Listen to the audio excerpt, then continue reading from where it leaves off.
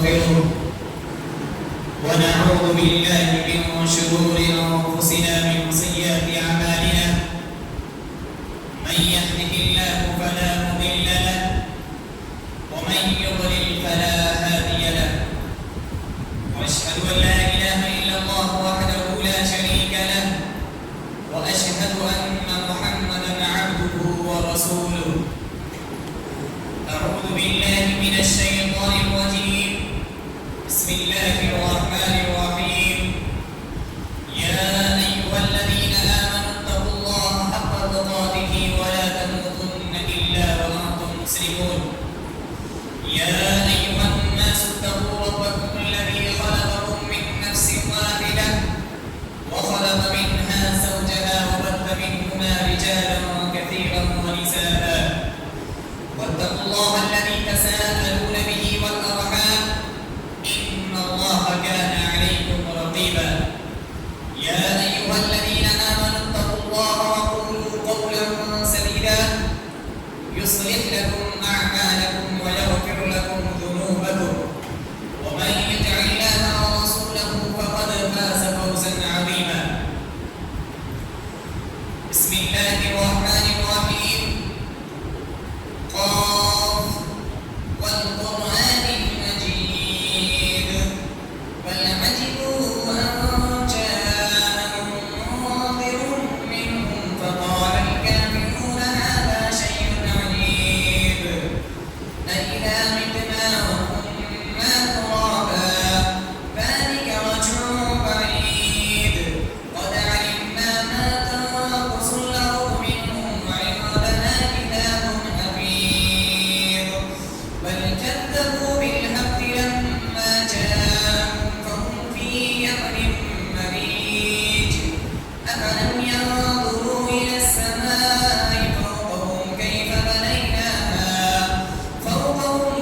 بنيناها وزيناها وما لها من فروج والأرض مددناها وألقينا فيها رواسي وأنبتنا فيها من كل زوج بهيج تبصرة وذكرى لكل عبد منيب ونزلنا من السماء ماء مباركا فأنبتنا به جنات وحب الحصيد والنخل باسقات لها بلع نضيد رزقا للعباد وأحيينا به بلدة ميتا كذلك الخروج كذبت قبلهم قوم نوح وأصحاب الرس وثمود وعاد وفرعون وإخوان لوط وأصحاب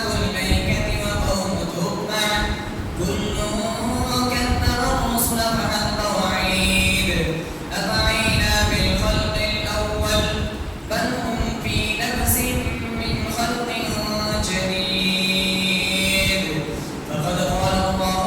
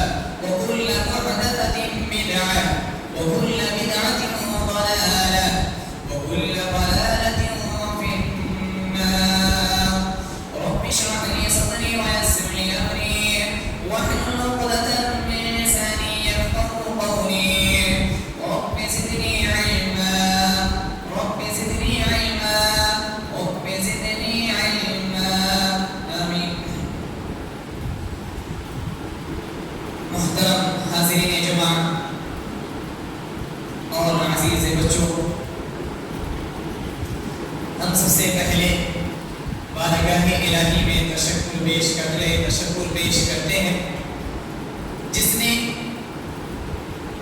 ہم انسان پر بے شمار نعمتوں کی برسات کی، اپنی رحمتوں سے نوازا، اپنی برکتوں سے نوازا، اتنی ساری رحمتوں اور برکتوں سے ہمیں سیراب کرتا رہتا ہے وہ رب کائنات، جو اس کائنات کا مالک، خالق، مدبر، مصرف، تمام امور کو چلانے والا۔ ہم سب سے پہلے اللہ رب العالمین کا شکریہ ادا کرتے ہیں کہ اس نے ہمیں ایک انسان بنایا اور اشرف المخلوقات بنا کر اس کائنات، اس دنیاوی زندگی میں ہمیں بھیجا۔ اور اس سے بھی بڑی سعادت کی بات کہ اللہ رب العالمین نے ہمیں امت محمدیہ میں سے پیدا کیا، اور اس سے بھی بڑی، سب سے بڑی فضیلت کی بات کہ اللہ رب العالمین نے امت محمدیہ میں بھی منہج سلف پر اتباع کرنے والا، چلانے والا، کتاب و سنت کی روشنی پر ہمیں گامزن کرنے والا، اللہ رب العالمین نے ہمیں اس گھرانے میں، یعنی منہج سلف کے گھرانے میں اللہ رب العالمین نے پیدا کیا۔ یعنی جو صحابہ اور تبع تابعین کی جو فہم ہے، قرآن و حدیث کی سمجھنے کی جو فہم ہے، اللہ رب العالمین نے اس منہج سلف پر اللہ رب العالمین نے پیدا کیا۔ اس کے بعد تمام لاکھوں کروڑوں درود ہو تمام انبیاءوں پر، اتنی کاوشوں کی، صرف ایک مشن کو لے کر آیا۔ تمام انبیاءوں کا ایک مشن، ایک مقصد رہا، ایک مقصد اور ایک ٹارگٹ کے تحت تمام انبیاء کرام بھیجے گئے، اور ان تمام انبیاءوں کا مقصد اور صرف کلمہ لا الہ الا اللہ کی توحید کی کو بلند کرنا، اس کی اس کلمے کو بلند کرنا، اور شرک کی جو آمیزی ہے، شرک کی جو برائیاں ہیں، اس کو ختم کرنا، یہ تمام انبیاء کرام کا ایک مقصد تھا۔ اسی انبیاء کرام میں سے اسی کے آخری قریب، اسی انبیاء کرام کی آخری قریب، جس کے بارے میں اللہ کے نبی صلی اللہ علیہ وسلم سے لوگوں نے سوال کیا کہ اے اللہ کے رسول، یا رسول اللہ، ای الناس اشد بلاء، کہ لوگوں میں سب سے زیادہ کس کو تکلیف ہوتی ہے؟ تو اللہ کے نبی صلی اللہ علیہ وسلم کہتے ہیں قال الانبیاء، سب سے زیادہ جو اس پر لوگوں کی تکلیف ہوتی ہے وہ انبیاء ہے۔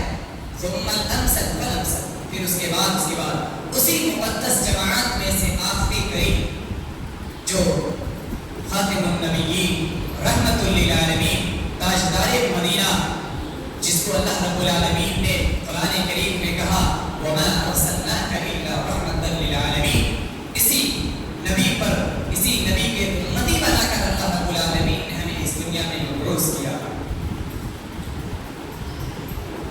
آپ صلی اللہ علیہ وسلم پر درود ہو۔ اللهم صل على محمد وعلى آل محمد كما صليت على إبراهيم وعلى آل إبراهيم إنك حميد مجيد، اللهم بارك على محمد وعلى آل محمد كما باركت على إبراهيم وعلى آل إبراهيم إنك حميد مجيد۔ محترم حاضرین جمعہ، میں نے جو خطبہ مسنونہ کے بعد قرآن کریم کی دو آیتوں کو اٹھایا اور اس کی تلاوت کی، جس ہم آپ جانتے ہیں کہ یہ ایام جو ایام چل رہے ہیں وہ قربانی کے ایام، وہ اسی انبیاء کے کرام کے ایک نبی کی زندگی کے لمحے کو، ہر پل کو، اسی یادگار میں، اسی یاد میں ہم آپ اس ایام سے گزر رہے ہیں، جس کو ہم آپ سب سے پہلے عشرہ ذی الحجہ، یعنی جس ہم نے 10 دنوں کو گزارا، اس کے بعد یہ قربانی کے ایام جس میں یوم النحر، یوم القر اور ایام تشریق، یعنی جس ایام سے ہم آپ گزر رہے ہیں، اور جس کی سعادت، جس کی خوش نصیبی اللہ رب العالمین نے ہمیں عطا کیا کہ ہم آپ ایک ملت ابراہیمی کی پیروی کرتے ہیں، یعنی وہ ابراہیم علیہ السلام کی سنت کی اتباع کرتے ہیں۔ اللہ تبارک و تعالیٰ قرآن کریم میں کہتا ہے کہ قل صدق اللہ، اے نبی، اے میرے پیارے حبیب نبی، قل صدق اللہ، آپ کہہ دیجئے کہ اللہ تبارک و تعالیٰ جو بات بھی کہتا ہے وہ سچ کہتا ہے۔ فاتبعوا ملت ابراہیم حنیفا، کہ تم لوگ کیا کرو؟ ملت ابراہیمی کی پیروی کرو، یعنی اس کی اتباع کرو، اس کی باتوں کو مانو۔ اور حنیفہ، ابراہیم علیہ السلام حنیف تھے،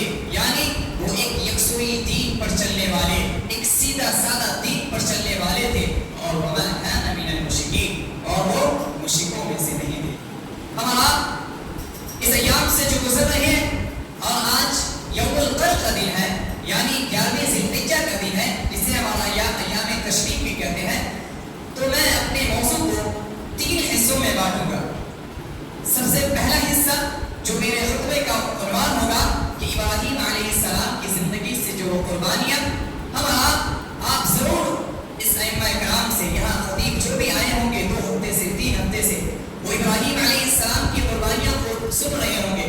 مختصر طور پر ان کی زندگی کے چند قربانیوں کو پیش کروں گا.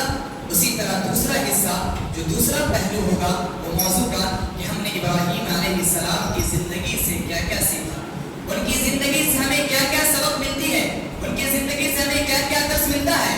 ہم آپ اس پہلو کو جانیں گے. اور تیسرا جو آخری حصہ ہوگا کہ ایام تشریق وہ چیز ہے کیا، ایام تشریق کی وجہ تسمیہ کیا ہے، ایام تشریق کیوں پڑا اور کیوں کہتے ہیں، اور اس کا وقت کب سے لے کر کب تک ہے، کیونکہ ہم اور آپ اسی ایام تشریق سے گزر رہے ہیں. تو محترم حاضرین، میرے موضوع کا جو پہلا حصہ تھا کہ ابراہیم علیہ السلام کی قربانی، آپ ابراہیم علیہ السلام کی زندگی سے ایک زندگی، ابتدائی زندگی سے اٹھا کر نہیں اٹھا لیں اور قرآن کھول کر آپ ابراہیم علیہ السلام کی پوری زندگی کو پڑھ ڈالیں. ان میں اتنی قربانیاں کہ جسے ہمارا ہاتھوں میں یا جسے ہمارا گن نہیں سکتے. ابراہیم علیہ السلام کی پوری زندگی قربانی تھی. اور ہمارے نوجوانوں اور ہم اور آپ نوجوانوں کے لیے ایک درس بھی ملتی ہے کہ ابراہیم علیہ السلام کی سب سے پہلی جو قربانی تھی وہ توحید کی خاطر یعنی وہ موحد تھے. اللہ تبارک و تعالیٰ نے صاف طور پر کہہ دیا کہ ابراہیم علیہ السلام مشرکوں میں نہیں سے تھے. وما كان من المشرکین. اسی طرح اللہ رب العالمین نے کہا ان ابراہیم كان امة. ہم آپ جانتے ہیں کہ اللہ تبارک و تعالیٰ نے اس ابراہیم علیہ السلام کو امت کیوں کہا؟ کیا ابراہیم علیہ السلام 2-3 جماعت کے لوگ تھے؟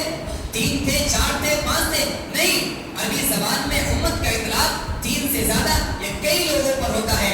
لیکن اللہ تبارک و تعالیٰ نے جب ابراہیم علیہ السلام کے لیے لفظ استعمال کیا تو کہا ہے کہ ابراہیم كان امة. ابراہیم ایک امت تھے. ایسا کیوں تھے؟ اس لیے کہ امت میں مفسرین کہتے ہیں کہ امت میں جتنی ساری صفات، جتنی خصوصیات، امت میں جتنی برداشت کرنے کے وہ قابل ہو، امت میں جتنے وہ درد کو سہ سکے، امت میں جتنے ایمان والے ہو سکے، امت کے تمام افراد کو ایک طرف کر دیا جائے اور ابراہیم علیہ السلام کو ایمان کو ایک طرف کر دیا جائے تو ابراہیم علیہ السلام کا ایمان کا پلڑا بھاری ہو جائے. وہ اس لیے اللہ رب العالمین نے امت کہا. ایک اور بات کہ اللہ مفسرین کہتے ہیں کہ ابراہیم علیہ السلام پر کسی شخص نے ایمان نہ لایا تھا، اس لیے اللہ تبارک و تعالیٰ نے اس کی فضیلت کے لیے اس کو امت قرار دیا. ایک اور جواب پر مفسرین کہتے ہیں کہ ابراہیم علیہ السلام پر صرف ایک شخص ایمان لایا تھا جس کو اللہ تبارک و تعالیٰ نے کہا فآمن لہ لوط علیہ السلام نے ان پر ایمان لایا.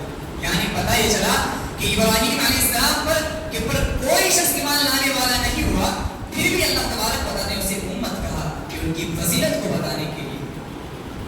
اور دوسری قربانی اللہ کا ابراہیم علیہ السلام نے سب سے پہلے جان کی قربانی دے دی. ابراہیم علیہ السلام کو جان کی قربانی اس ناحیے سے آپ نے وہ واقعہ سنا ہوگا، اس کی تفصیل میں نہیں جاؤں گا کہ ابراہیم علیہ السلام نے تمام بتوں کو توڑ دیا اور وہ مشرکین آئے اور کہا کہ اس نے قالوا من فعل هذا بآلهتنا، یہ کس نے کیا ہے؟ انه لمن الظالمین، شخص وہ ظالم ہوگا.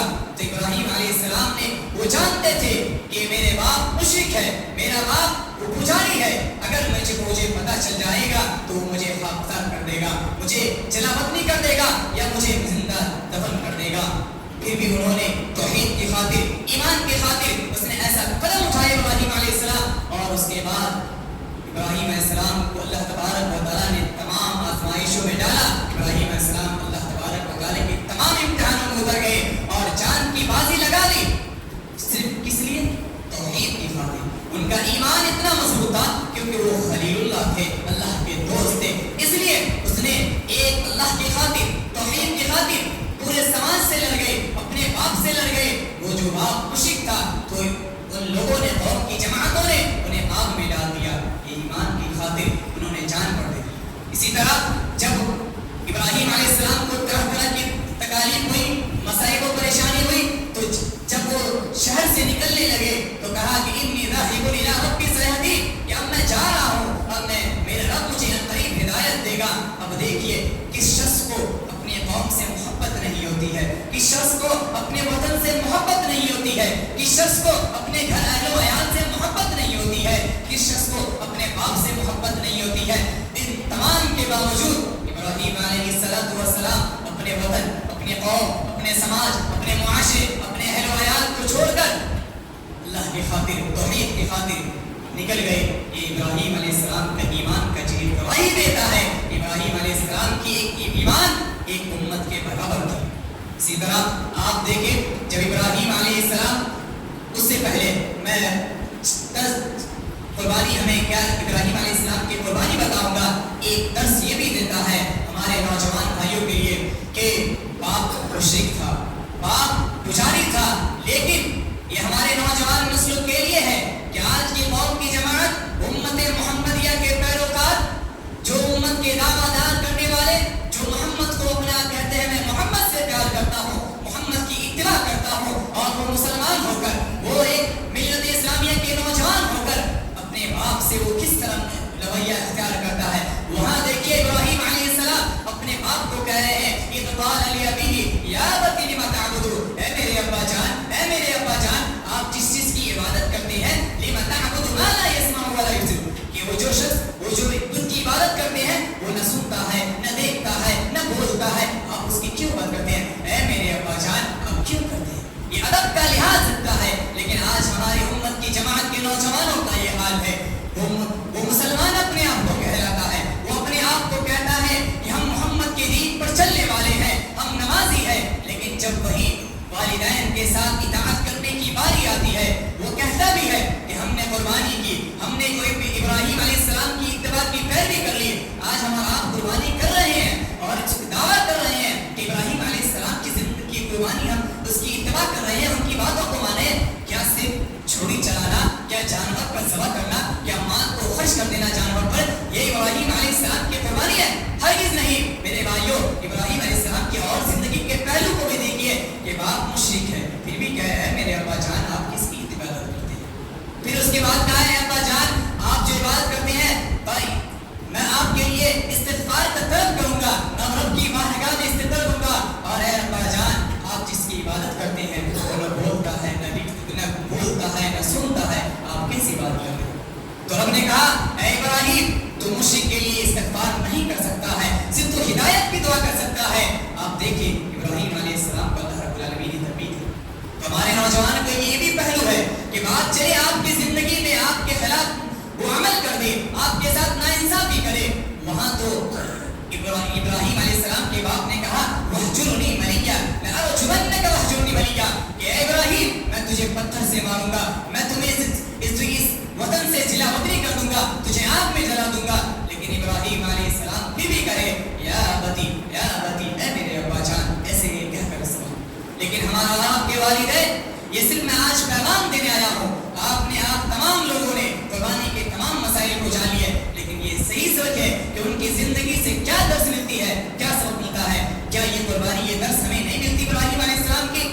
एक बाप पुजारी है, लेकिन हमारा आपके बाप अल्हम्दुलिल्लाह मुवहिद है, हमारे लिए जितनी है जितनी परेशानियां होता उठाते हैं, लेकिन एक बेटा थोड़ी जवान को पहुंच गया, बुलुगत को पहुंच गया, थोड़ी तवानाई आ गई, जवानी आ गई, उसके बाद बाप से कहता है कि आपने मेरे लिए क्या किया?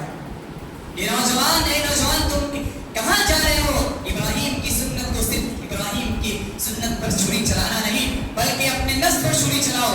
किसी ने सही कहा था कि तुक़ातिल हवाका, कि अपने नस्ल पर छुरी चलाना ये बहुत मुश्किल है, लेकिन दुश्मनों पर छुरी चलाना ये बहुत आसान है।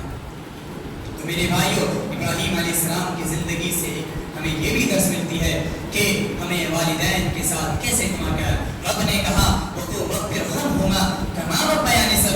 कि जब भी हम आप हमारे लिए दुआ करें तो वालिदैन के लिए दुआ होनी चाहिए कि ऐ रब उन दोनों पर रहम कर, रब्बिरहमहुमा कमा रब्बयानी सगीरा, जैसा कि उन दोनों ने मेरे बचपन में मेरी परवरिश करता। तो इब्राहीम अलैहिस्सलाम की ज़िंदगी से ये भी समझती है। आप देखें इब्राहीम अलैहिस्सलाम की आज़माइश की एक कुर्बानी को और देख लें कि अपनी बीवी हाजरा अलैहिस्सलाम को ये भी वाक़या आप सुन चुके हैं कि वे आपको गया में छोड़ दिए। आप ईमान का जज्बा देखिए, वो ऐसी जगह जहाँ ना पानी है, जहाँ ना खाना है, जहाँ ना फल है, ना कुछ भी नहीं है। वे आपको गया बंजर वाली ज़मीन है, कुछ फसल उगाने के लिए वो ज़मीन लायक भी नहीं है, फिर भी अपनी बीवी को छोड़कर जा रहे हैं। क्यों छोड़कर जा रहे हैं? कि अपनी बीवी और अपने बेटे इस्माइल अलैहिस्सलाम को उस पे अब हो गया मैं छोड़ूं। उससे भी फजल को अल्लाह रब्बुल आलमीन ने इब्राहिम अलैहिस्सलाम को आजमाया एक बुढ़ापे की उम्र में। बताइए जरा, एक बुढ़ापे की उम्र में इब्राहिम अलैहिस्सलाम को अल्लाह रब्बुल आलमीन ने औलाद अता की। उस औलाद को अल्लाह रब्बुल आलमीन ने कहा ऐसी जगह छोड़ आओ जहां कोई पानी नहीं, बेआब हो गया, वो वाली जमीन है। हाजर अलैहिस्सलाम के ईमान पे देखिए। लोग कहते हैं कि औरतों का दिल कमजोर होता है, नहीं, हरगिज़ नहीं। इस्लाम ये नहीं कहता। इस्लाम ये कहता है कि औरतों का जो दिल है वो उस वक्त सबसे ज्यादा सख्त होता है जब उसके अंदर ईमान आ जाए, जबकि उसके अंदर तौहीद आ जाए। आप देखिए हाजर अलैहिस्सलाम इतनी ईमान वाली कि उसने एक बार भी नहीं कहा कि ए इब्राहिम तू मुझे क्यों छोड़कर यहाँ जा रहे हो। बस सिर्फ उसने इतना ही जुमला निकाला, ए इब्राहिम क्या ये मेरे रब का हुक्म है। तो इब्राहिम अलैहिस्सलाम ने कहा हाँ मेरे रब का हुक्म है। तो हाजर अलैहिस्सलाम कुछ भी न कहती है, वहीं रुक जाती है। और उसके बाद इसमें जब वो खजूर और पानी जब खत्म हो जाता है तो वही हाजर अलैहिस्सलाम ये सफा मरवा की जो चक्कर लगाती है, पानी की तलाश में सफा मरवा की चक्कर लगाती है। तो देखिए अल्लाह तबारक व तआला ने उसकी ईमान के खातिर, उसकी तौहीद के खातिर ये बतला दिया कि क़यामत तक कोई भी शख्स उस वक्त तक उसका हज कबूल नहीं हो सकता जब तक कि वो सफा मरवा को न कर ले।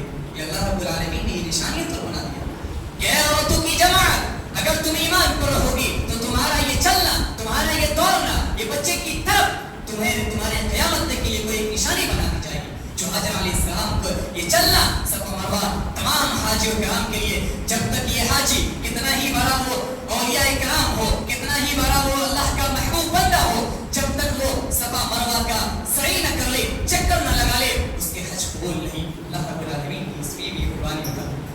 इसके बाद आप आगे जिंदगी को और बढ़े। जब अल्लाह तबारक व तआला ने इब्राहिम अलैहिस्सलाम को एक औलाद अता की, तो जब फलम्मा बलग़ साया, जब वो बच्चा बड़ा हो जाता है, क़ाल या बुनय्या इन्नी अरा, इस वाक़े को भी सुना होगा। अब इस आयत में आपने वाक़या जरूर सुना होगा। इस आयत में चंद जरूर असबाब मिलते हैं। पहली चीज ये कि अल्लाह तबारक व तआला ने ख्वाब में दिखलाया इब्राहिम अलैहिस्सलाम को ऐसा ऐसा करो। तो इब्राहिम अलैहिस्सलाम को, और हम आप जानते हैं कि अंबिया व कराम का जो ख्वाब होता है वो हक पर मबनी होता है, वो सच होता है। तो इब्राहिम अलैहिस्सलाम की परवरिश देखिए, इस्माइल अलैहिस्सलाम बाप की नजर से साये से दूर थे। माँ की गोद में, माँ की आगोश में परवरिश बर्दाश्त हुई। देखिए कैसी अदब थी कि इब्राहिम अलैहिस्सलाम ने कहा क़ाल या बुनय्या इन्नी अरा फिल मनामी अन्नी अज़बहुका फंज़ुर माज़ा तरा, क्या इब्राहिम मेरे बेटे मैंने ख्वाब में देखा है कि मैं तुझे ज़बह कर रहा हूँ। इब्राहिम अलैहिस्सलाम चाहते तो इस्माइल अलैहिस्सलाम को डायरेक्ट ज़बह कर देते, उससे पूछते नहीं। तो इब्राहिम अलैहिस्सलाम ने कहा फंज़ुर माज़ा तरा, ए इस्माइल, ए मेरे बेटे तुम्हारा क्या ख्याल है। इसमें मुफस्सिरीन कहते हैं कि इसलिए इब्राहिम अलैहिस्सलाम ने पूछ लिया कि बाद की उम्मत ये न कहे कि बाप ने बेटे को जबरदस्ती ज़बह कर दिया। ये बतला दिया कि बेटे की पर इसमें राजी या मर्जी है कि नहीं। सिर्फ इब्राहिम अलैहिस्सलाम अपनी ही नेकी नहीं चाहते थे, बल्कि अपनी नेकी में बेटे को भी शामिल करने चाहते। तो वो देखिए बेटा क्या खूबसूरत जवाब देता है कि अन्नी अज़बहुका फंज़ुर माज़ा तरा, क़ाल या अबती फ़अल मा तुमर, ऐ मेरे अब्बा जान आपको जो हुक्म मिला है आप उसे कर गुज़रिए। इसीलिए अल्लामा इक़बाल कहते हैं कि ये फैज़ाने नज़र था कि ये मकतब की करामत थी, कि वो फैज़ाने नज़र था कि ये मकतब की करामत थी कि सिखाया किसने इस्माइल को आदाब फरज़ंदानी, कि वो बेटा इस्माइल अपने बाप इब्राहिम अलैहिस्सलाम को क्या जवाब देते हैं, ऐ मेरे अब्बा जान आपको जो हुक्म मिला है आप उसे कर लीजिए, सतजिदुनी इंशाअल्लाहु मिनस साबिरीन। उसके बाद भी ये जुमला देखिए, ये नहीं कह रहे हैं इस्माइल अलैहिस्सलाम कि ऐ अल्लाह, ऐ मेरे अब्बा जान कि आप मुझे साबिर पाएंगे, बल्कि ये फख्र नहीं करें, बल्कि कह रहे हैं ऐ मेरे अब्बा जान आप मुझे सब्र करने वालों में से पाइएगा।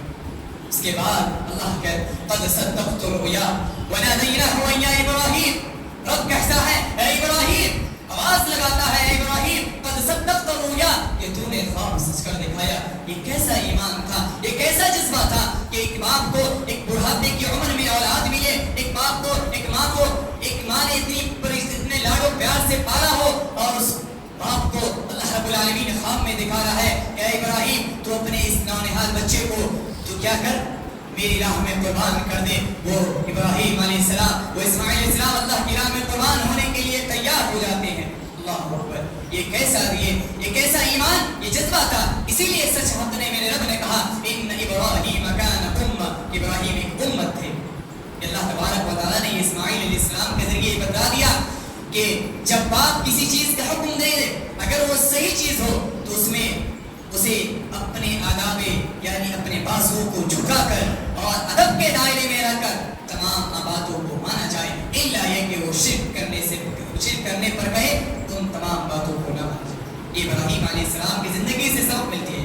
صرف ابراہیم علیہ السلام کی زندگی سے یہی نہیں سبق ملتی, اور اتنی ساری زندگی کے پوری زندگی کو مطالعہ کر جائے تو پتہ چلے گا ابراہیم علیہ السلام کی زندگی آزمائشوں سے بھری ہے, امتحانوں سے بھری ہے. اللہ رب العالمین جگہ جگہ پر امتحان لیتا ہے. اس لیے اللہ تبارک و تعالیٰ آپ دیکھیے کہ ابراہیم علیہ السلام کی زندگی سے ایک اور سبق ملتا ہے کہ ابراہیم علیہ السلام کو جب اللہ تبارک و تعالیٰ نے کہا کہ اے ابراہیم انی جاعلک للناس اماما, میں لوگوں کے لیے آپ کو امام بنا دیا ہوں, تو ابراہیم علیہ السلام یہ نہیں کہے کہ میں امت کا امام ہو گیا, میں عہدے پر فائز ہو گیا, میں اس مقام پر پہنچ گیا, بلکہ وہ کہتے ہیں اس پر یہ بات ہمارے والدین کے لیے عبرت ہے. اس آیت میں یہ درس ہے, یہ سبق ہمارے والدین کے لیے کہ صرف اپنے لیے نہیں سوچے, اپنی اولاد کے لیے صرف مستقبل کے لیے بھی نہ سوچے بلکہ آخرت کے لیے بھی سوچے. آپ دیکھیں اس آیت میں ابراہیم علیہ السلام نے کہا اے اللہ ومن ذریتی, اور میری ذریت میں سے, یعنی اللہ تبارک و تعالی ابراہیم علیہ السلام کہہ رہے ہیں اللہ رب العالمین سے کہ اللہ تو نے تو مجھے امام بنا دیا, لوگوں کا امام بنا دیا, لیکن میری ذریت میں سے بھی اللہ تو امام بنا دے. تو آپ دیکھیں ابراہیم علیہ السلام کے بیٹے وہ خود بھی نبی, ان کے بیٹے اسماعیل علیہ السلام, اسحاق علیہ السلام وہ بھی خود نبی, اس کے بعد یعقوب علیہ السلام وہ بھی نبی, اس کے بعد یوسف علیہ السلام وہ بھی نبی, یعنی 4 نسلوں تک نبی. یہ ابراہیم علیہ السلام کی دعا تھی. ومن ذریتی, انہوں نے رب سے یہ پکارا. اس کے بعد آگے دیکھیں اللہ ابراہیم علیہ السلام نے کہا اے رب اجعل هذا البلد آمنا, اس رب کو اے رب العالمین اس شہر کو یعنی مکہ کو تو امن والا بنا دے, اس میں تو برکتیں نازل کر, اس میں ثمرات یعنی پھل نازل کر, طرح طرح کے میوے عطا کر. آج دیکھیے اللہ تبارک و تعالی نے سعودی مملکت سعودی عربیہ میں برکتوں کی وہ سیلاب کو نازل کیا. آپ دیکھیں گے کہ اتنے سارے لوگ دنیا کے تمام ممالک سے, مختلف ممالک سے تمام حاجی کرام مسلمان حج کے لیے جاتے ہیں. وہ اللہ رب العالمین کی وہ خاص برکت, وہ خاص نعمت ہے, وہ رحمت ہے, وہ مدد ہے اللہ رب العالمین کی. اتنے تمام کے پہنچنے کے بعد بھی ان تمام کے سعودی حکومت کی جو انتظامات ہے, جو اس کی سہولیات ہے, یہ اللہ ابراہیم علیہ السلام کی بھی دعا تھا. اس کے بعد آگے اللہ ابراہیم علیہ السلام کہتے ہیں وَجُنُبْنِي وَبَنِيَّ أَن نَعْبُدَ الْأَصْنَامَ.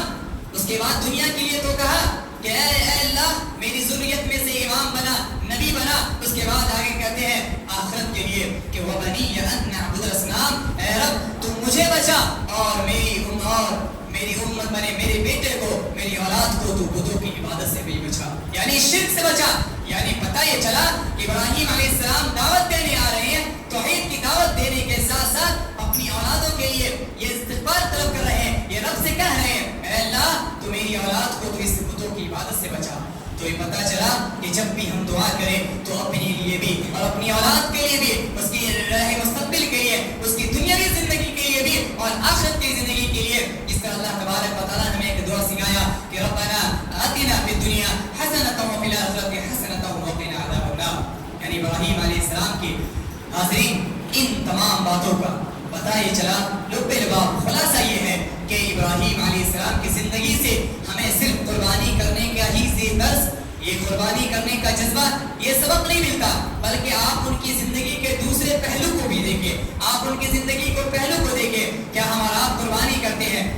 کسی عالم نے کہا کہ کسی خطیب بڑے عالم نے کہا کہ لوگوں کو دیکھا جاتا ہے, آج کل سماج معاشرے میں دیکھا جاتا ہے کہ اللہ تبارک و تعالیٰ نے 2 آیتوں پر غور کیجیے گا. اللہ تبارک و تعالیٰ نے قرآن کریم میں 2 آیتوں کو بیان کیا کہ اے نبی قل ان صلاتی ونسکی ومحیای ومماتی للہ رب العالمین. اس آیت کے ترتیب وار کو دیکھیے, مفسرین کہتے ہیں کہ اللہ نے کہا ہے نبی آپ کہہ دیجئے کہ ان صلاتی میری نماز, ونسکی میری قربانی, ومحیای میری زندگی, ومماتی اور میری موت, میرا موت, للہ رب العالمین، تمام چیز اللہ رب العالمین کی ہے.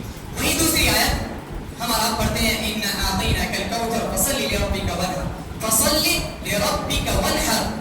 اے نبی فصلی، آپ نماز پڑھیے، لربک، اپنے رب کے لیے، وانحر، اور قربانی کیجیے.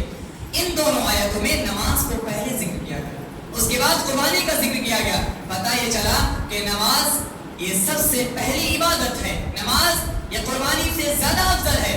نماز ہم پر یہ واجب ہے، فرض ہے، لیکن یہ قربانی اللہ تبارک و تعالیٰ نے سنت ابراہیمی کی جو پیروی کرنے کی، ان کو اللہ رب العالمین نے بعد میں لایا.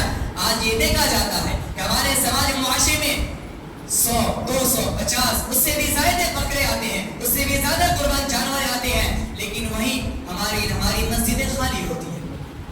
ہماری مسجد، میں یہ نہیں کہتا کہ جس کی نماز نہ ہو قربانی قبول ہوگی، وہ اللہ کا معاملہ ہے. قبول ہونا نہ ہونا یہ اللہ کے ہاتھ میں ہے. ہدایت دینا نہ ہدایت دینا یہ اللہ کے ہاتھ میں ہے. لیکن اللہ رب العالمین کی ذات پر مفسرین نے جو اس کی تفسیر بیان کی ہے، وہ یہ پتہ یہ چلا کہ اللہ تبارک و تعالیٰ نے قربانی سے پہلے نماز کا ذکر کیا. یعنی ہمارے ابراہیم علیہ السلام کی زندگی سے ہمیں یہ بھی سبق ملتا ہے کہ ابراہیم علیہ السلام نے پہلے 2 رکعت نماز پڑھنے کا حکم دیا. ہمارا آپ اگر چاہیں تو کیا نماز سے پہلے ہماری قربانی ہو جائے؟ وہ 2 رکعت جو ہمارا آپ عید الاضحیٰ کی ادا کرتے ہیں، کیا اس سے پہلے قربانی ہو سکتی ہے؟ ہرگز نہیں. پتہ یہ چلا کہ نماز سب سے پہلے ہے، نماز اس پہلے ہے، اول وقت میں نماز ہے، اس کے بعد قربانی ہے. لیکن آج ہمارا سماج، ہمارا گھر، ہمارا معاشرے میں، ہمارے گھر میں جانور بھرے ہوئے ہیں، بکرے بھرے ہوئے ہیں، لیکن جب مسجد کا وقت ہوتا ہے، اذان ہوتی ہے، حی علی الصلاۃ حی علی الفلاح کہا جاتا ہے، یہ مؤذن ندا لگاتا ہے، لیکن مسجد خالی ہوتی ہے. میرے بھائیوں، ابراہیم علیہ السلام کی زندگی سے ایک سبق یہ بھی ملتی ہے. اب میرے موضوع کا جو آخری پہلو تھا کہ ایام تشریق، ہمارا جس ایام سے گزر رہے ہیں، جسے ہمارا یوم النحر اور یوم القر، ایام تشریق کیوں کہا جاتا ہے؟ اس کی وجہ تسمیہ یہ لغوی حضرات کہتے ہیں، ماہر لغوی کہتے ہیں کہ تشریق کا معنی ہوتا ہے کہ مشرق کی طرف رخ کرنا، یعنی مشرق کی طرف رخ کرنا یا مشرق کی طرف دھوپ میں کسی چیز کو پھیلا دینا، دھوپ میں کسی چیز کو پھیلا دینا. تو آج کل یوم النحر تھا. ایک اللہ کے نبی کی حدیث آتی ہے کہ افضل ایام الدنیا من یوم النحر من یوم القر، یعنی ثم یوم القر، سب سے افضل دن جو اللہ رب العالمین کے نزدیک ہے وہ یوم النحر، یعنی جو کل کا دن تھا. اس کے بعد آج یوم القر، اس دن کو یوم القر کہا جاتا ہے، وہ اس لیے کہ تمام حجاج کرام وہ مینا میں ٹھہرتے، ان کو ٹھہرنا یہ لازم اور واجب ہے، اس لیے اس کو یوم القر یعنی ٹھہرنے کا دن کہہ دیا. تو آج یوم القر ہے. ایام تشریق یعنی دھوپ میں سکھانا، اس کا لفظی معنی ہے. اصطلاحی معنی یہ ہوتا ہے کہ زمانہ جاہلیت میں یا صحابہ کرام ایام تشریق یعنی 11ویں ذی الحجہ، 12ویں ذی الحجہ، 13ویں ذی الحجہ، اس کو ایام تشریق کہتے ہیں. تو 11ویں ذی الحجہ کو لوگ کیا کرتے تھے؟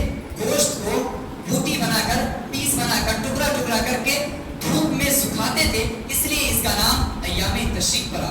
اور ایام تشریق کا دن اس لیے افضل ہے کہ اللہ تبارک و تعالیٰ نے اس میں خاص طور پہ ذکر کرنے کی بدوی کی ہے. آپ قرآن کریم کی ایک آیت کو دیکھیں، وَاذْكُرُوا اللَّهَ فِي أَيَّامٍ مَّعْدُودَاتٍ، کہ تم اللہ رب العالمین کو یاد کرو اس معدودات والے دن میں. معدودات یعنی اس 3 دن میں اللہ رب العالمین کو ذکر کرو. ہمارا آپ یہ بھی جانتے ہیں کہ تکبیرات جو کرتے ہیں 11ویں سے 9ویں ذی الحجہ سے لے کر 13ویں ذی الحجہ کے عصر تک، یہ ذکر کرنے کے نماز کے بعد یہ بھی پڑھنا مستحب ہے. اسی طرح یوم القر یعنی آج یوم القر ہے. ایام تشریق 11ویں ذی الحجہ، 12ویں ذی الحجہ، 13ویں ذی الحجہ، ان تینوں دن اللہ رب العالمین نے قربانی کرنے کو مسنون کہا ہے. اس میں جائز ہے کہ کوئی بھی شخص قربانی اس وقت کر سکتا ہے. اسی طرح اللہ تبارک و تعالیٰ نے ایک آیت میں کہا، امام بخاری رحمۃ اللہ علیہ عبداللہ بن عباس رضی اللہ عنہ کی تفسیر نقل کرتے ہیں کہ وَيَذْكُرُ اللَّهَ فِي أَيَّامٍ مَّعْلُومَاتٍ، یہ معلومات اللہ رب العالمین نے ذی الحجہ کے ادھر گیا. اور معدودات، یہ جو معدودات چند دن ہیں یعنی 3 دن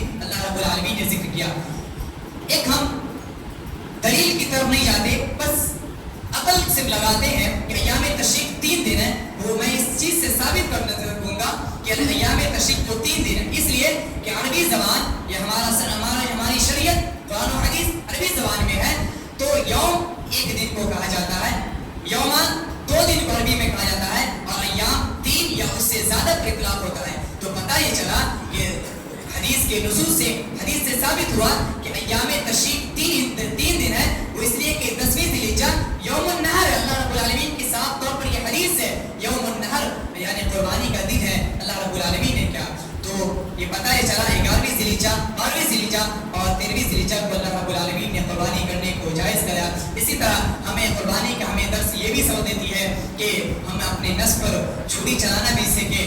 اور ہمیں یہ بھی سبق ملتی ہے اس قربانی سے کہ ہم خود بھی کھائیں. فَكُلُوا مِنْهَا وَأَطْعِمُوا الْقَانِعَ وَالْمُعْتَرَّ فَكُلُوا مِنْهَا الْبَائِسَ الْفَقِيرَ. فقیروں کو بھی کھلائیں, مسکینوں کو کھلائیں, یعنی ان تمام چیزوں یعنی غرباء و مساکین کے تک وہ کھانا بھی پہنچائے, وہ گوشت بھی پہنچائے. انہیں زندگی کے اللہ رب العالمین نے ہمیں یہ قربانی کر کے ہمیں یہ بھی بتلا دیا کہ ہمارا قربانی کے لیے ہمارا اللہ کے نبی کے ایک حدیث ہے کہ من ارادہ یعنی جو شخص قربانی کا ارادہ کرتا ہے وہ چاروں کیا کرے, بال اور ناخن کو نہ کٹائے, داڑھی کو بھی نہیں کاٹے. ایک پیغام یہ بھی چیز دیتے ہیں کہ ہمارا اس 10 دنوں میں جب تک قربانی نہ کرتے ہیں حرام چیز کو بھی چھوڑ دیتے ہیں. داڑھی کاٹنا یہ بھی حرام ہے, اس چیز کو ہم چھوڑ دیتے ہیں. کیوں؟ کیونکہ قربانی ہمیں کرنا ہے. لیکن پھر جیسے ہی قربانی کرتے ہیں تو ہمارا پھر حرام کام کا ارتکاب کرتے ہیں. تو ہمیں قربانی یہ بھی درس دیتی ہے کہ یہ 10 دن ہم نے جس طرح حرام کام سے رکا, اس دن میں اس کے بعد بھی ہمیں آگے بھی رکنا ہے. اسی طرح ہمارا سب سے پہلا آخری پیغام میرا یہ ہے کہ ہم آپ جب جانور خریدتے ہیں اللہ کے نبی کی وہ حدیث کو دیکھ کر خریدتے ہیں کہ جو چار عیوب جس میں ہو وہ جانور کی قربانی نہیں. ہمارا جانور کی تمام طرح کی سر سے لے کر پاؤں تک پیچھے سے آگے سے تمام طرح کے عیوب کو دیکھ لیتے ہیں. لیکن جب ہمارے دل کی بات آتی ہے, ہمارے دل کے اندر جو قربانی کا تعلق جو نیت سے ہوتا ہے اس کو ہمارا آپ نہیں دیکھتے. اس کے اندر جو عیوب ہے وہ نقائص ہے اس کو ہم نہیں دیکھتے, اس کا محاسبہ نہیں کرتے. اب جانور کا تو محاسبہ خود زیادہ کرتے ہیں, ہر طرف دیکھتے ہیں, ہر دن دیکھتے ہیں, صبح شام دیکھتے ہیں, کہیں کوئی اس میں عیوب نہیں, کہیں کوئی اس میں نقائص نہیں کہ ہماری قربانی نہیں ہوگی. لیکن وہی اللہ رب العالمین نے جہاں کہا کہ لن ینال اللہ لحومها ولا دماؤها ولکن ینالہ التقوی منکم, کہ اللہ رب العالمین کی نہ گوشت نہ خون پہنچتا بلکہ اللہ رب العالمین کا تقوی پہنچتا ہے. تو اللہ کے نبی کی ایک حدیث بھی ہے کہ ان اللہ لا ينظر الى صورکم واموالکم ولکن ينظر الى قلوبکم واعمالکم, کہ اللہ تبارک و تعالی تمہاری صورتوں کو تمہاری مالوں کو نہیں دیکھتا بلکہ تمہارے دلوں اور تمہارے اعمال کو دیکھتا ہے. تو اس قربانی کا سب سے بڑا مقصد, سب سے بڑا پیغام, سب سے بڑا درس یہی ہے کہ ہم اپنے اندر اپنے دل کے اندر عیوب و نقائص کو دیکھیں, اپنا محاسبہ کریں کہ ہم ایمان میں کتنے آگے بڑھ چل گئے ہیں, ہم سنت ابراہیم کی پیروی کرنے والے کتنے ہیں, ہم امت محمدیہ کے پیروکار کتنے ہیں, ہم امت محمدیہ پر اللہ کے رسول پر چلنے والی زندگی پر کتنے آپ پہنچے ہیں. ہمیں قربانی یہ بھی درس دیتی ہے ہمیں اپنے دل کو صاف رکھنا ہے, تمام طرح کے عیوب و نقائص کو, تمام طرح کے خلل, ریا, ولیکاری, حسد, تمام کو قربان کرنا ہے, اللہ کی راہ میں قربان کر دینا ہے. اخیر میں ہم اللہ رب العالمین سے دعا کرتے ہیں کہ اے رب العالمین آج اور کل میں ہم لوگوں نے جو بھی قربانی کی, آج امت محمدیہ کے لیے اللہ رب العالمین نے خاص سہولت عطا کر دی ہے. آپ یہ مطالعہ کیجئے گا, پتہ چلے گا کہ پہلے کی امتوں میں یہ قربانی اس طرح جائز نہ تھی بلکہ ایک بجلی کی دیا کرتی تھی, ایک آگ آیا کرتی تھی اور جو قربانی رکھ دیا جاتا تھا. اگر جس قربانی کو, جس چیز کو اگر وہ آگ جلا کر رکھ کر دیتی تو اس کی قربانی قبول ہوتی تھی, اور جس کی قربانی اگر آگ نہ جلا پاتی تو اس کی قربانی قبول نہ ہوتی. لیکن اللہ رب العالمین نے اس امت کے لیے سہولت عطا کر دیا کہ آج تم صرف اللہ کی راہ میں قربان کرو. نیت کا تعلق اللہ رب العالمین جاتا ہے. تو سب سے پہلے ہم اللہ رب العالمین سے دعا کرتے ہیں, رب العالمین تو مجھے اور ان تمام سامعین کو اے رب العالمین اخلاص کے ساتھ جو قربانی کی ہے اللہ اس میں اور مزید اخلاص پیدا کرنے کی توفیق عطا فرما. اسی طرح اے رب العالمین جس کی بھی قربانی اب تک باقی ہے اے رب العالمین اگر اس میں تھوڑی بھی ریاکاری, نمودکاری بھی ہے اے اللہ تو اس کو دور کر کے اے اللہ تو خالص تیری رضا کے لیے بس ہم قربان کرنا چاہیں گے. اے اللہ تو ہمیں اس پر توفیق عطا فرما, تو ہمیں اس پر مداومت عطا فرما, تو ہمیں اس پر استقامت عطا فرما. اے رب العالمین تو ہمیں قربانی کے ساتھ ساتھ تمام عبادتوں کو بھی اللہ رب العالمین قبولیت کرنے کا اور اسے کرنے کی توفیق عطا فرما. آمین. وآخر دعوانا الحمد للہ. وقولوا قولي هذا واستغفر الله.